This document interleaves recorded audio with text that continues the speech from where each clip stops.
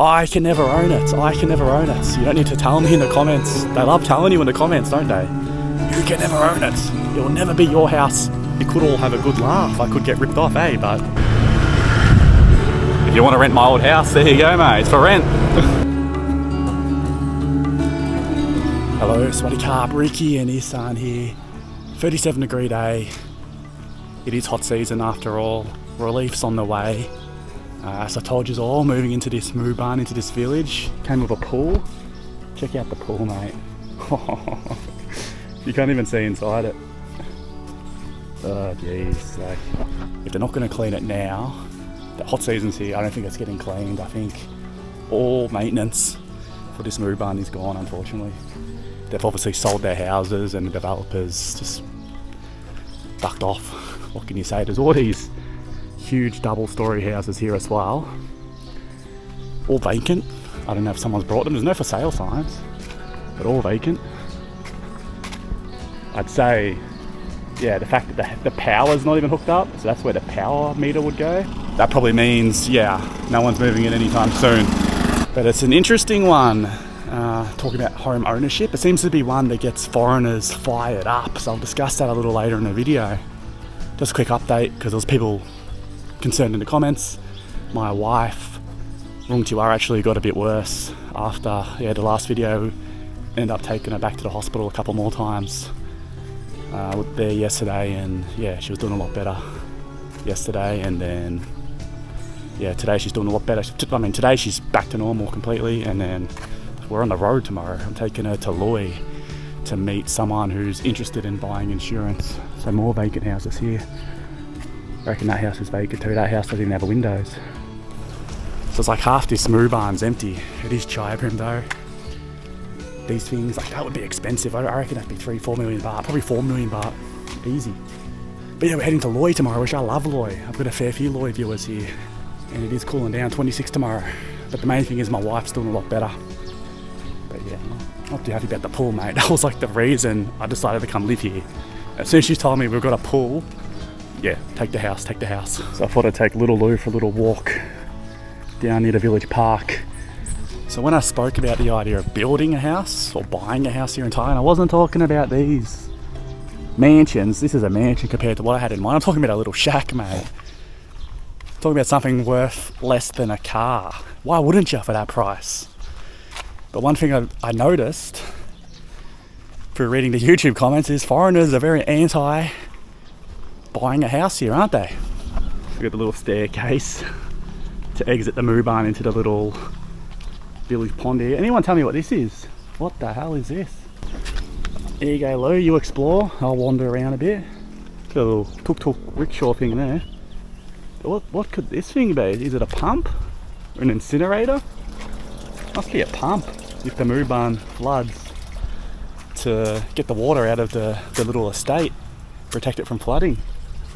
And I am serious, probably more serious about building than actually buying established, but from what I've gathered from the comments is most foreigners are very against buying a house in Thailand. Well, I think I'm the opposite. I think I'm probably I've been through it before, haven't I? Unfortunately, for those of you who don't know, you can go back and watch the videos, but I was married before and my wife passed away, and she obviously owned a house, and I went through the whole process of what the hell happens now. And it's horrible. I don't want anyone to ever have to go through this. And through all that, yeah, I actually ended up with the deed. Like, legally, I mean, physically I had the deed just because I knew where it was, and then legally through court, it goes to me. It went to me as a foreigner above all else. And there was people telling me it was going to go to her oldest daughter. There was people telling me it will go to grandma. There was all sorts. But for everything in court, yeah, it came through me. Where there is something there where foreigners can actually own it for a year. And the lawyer was giving me advice. Not that I was necessarily asking about, you can do this, you can set a company up, you can do this, you can then lease it to yourself, yada, yada, yada. There's all sorts of things you can do as a foreigner here, of course. And I hope no one watching this video ever goes through something like that, but it's just an example that it's not all doom and gloom with property here. So my wife has land in her village. Her village is very close to the city. I think it would be foolish not to build a house. It may not happen this year, But it may happen this year as well. I'm keen on it, to be honest with you, because it creates stability for my twins. Now, of course, I can never own it. You don't need to tell me in the comments. They love telling you in the comments, don't they? You can never own it. It will never be your house. It'll be my house. I can do whatever the hell I want to it if I build a house. The thing I hate about renting is, if I want to build a shade, I want to put this in here, I want to do that, you can't do anything because it's not your house.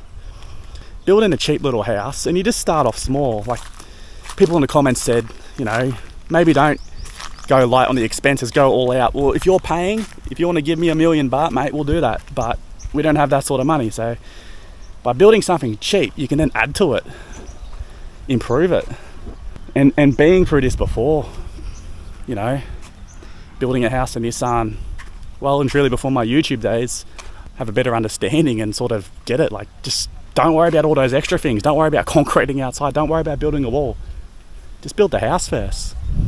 And I did mention that I wanted, you know, one of these tiled roofs until I heard about the price. And there were a few comments saying, just do it, you know, the basic flat tilted tin roof. And probably will go that route. I mean, what's the worst?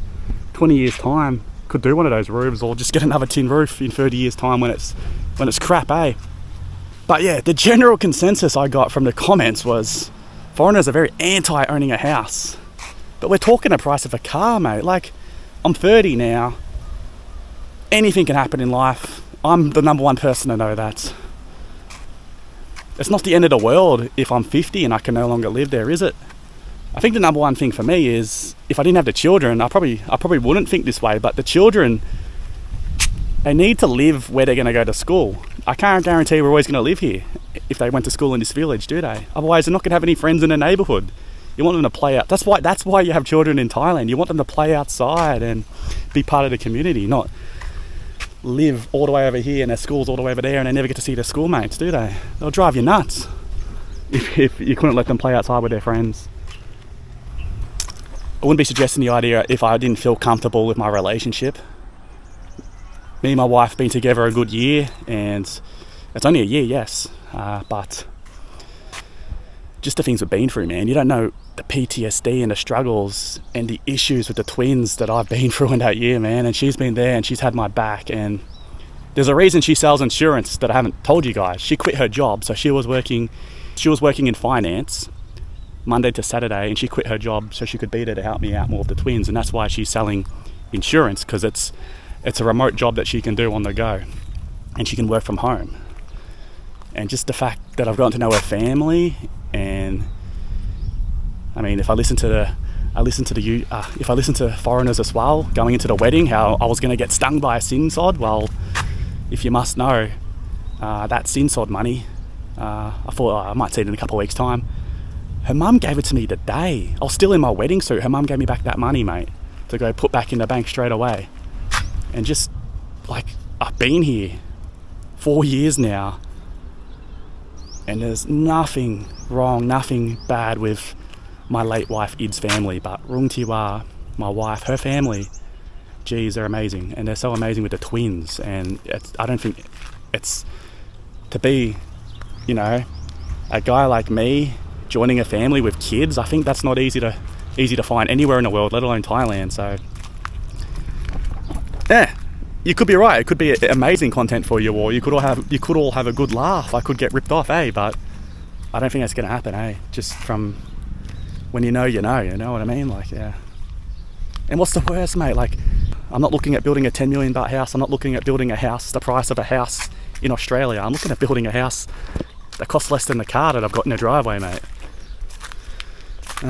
But yeah, there was a lot of good advice as well, though, from foreigners about gold. And let's just say, if it wasn't for that gold and jump in gold, that this wouldn't all be possible. I'll let you guys think about that one, but head back home, and I think we're going to head out for dinner soon once it cools down a bit. So I'll show you guys a bit of the dinner, eh? Yeah.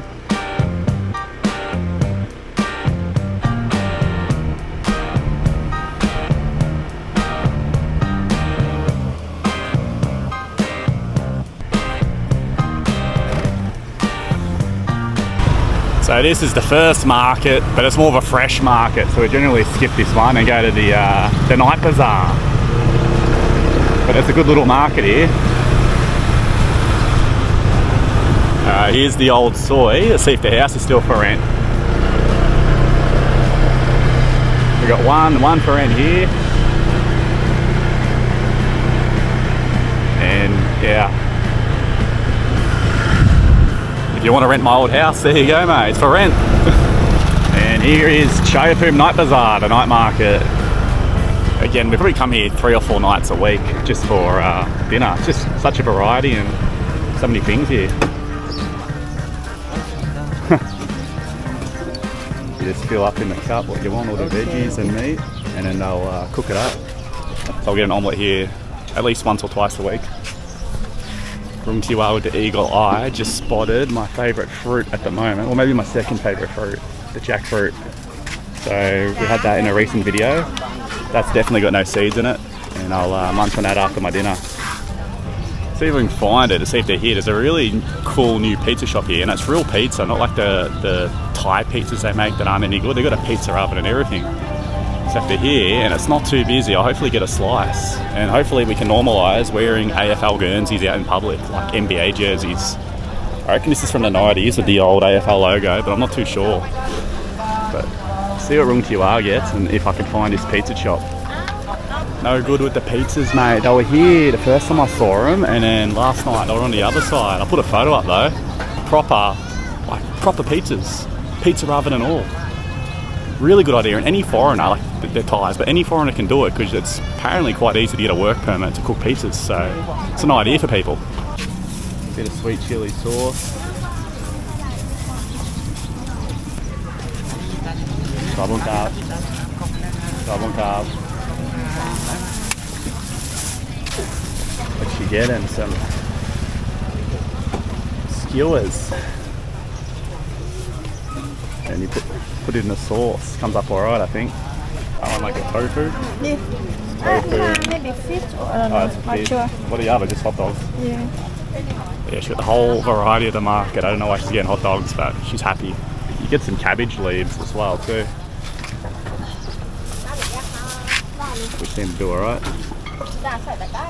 But yeah, quick and easy. The sauce is good, but not for me. I want to get the hot dogs on a stick.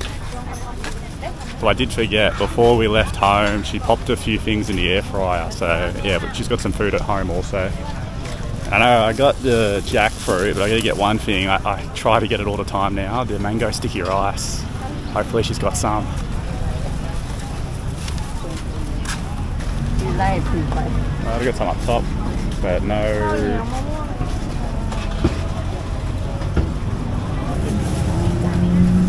Bubble carb.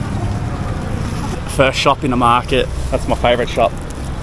Magnificent mango sticky rice, and someone's blocked me in, so we're gonna play a bit of motorbike Tetris. Let's pop it all in. Room 2R's moving it. Alright. That's the driver there. All good. Alright. See you guys in the next one. Bye now.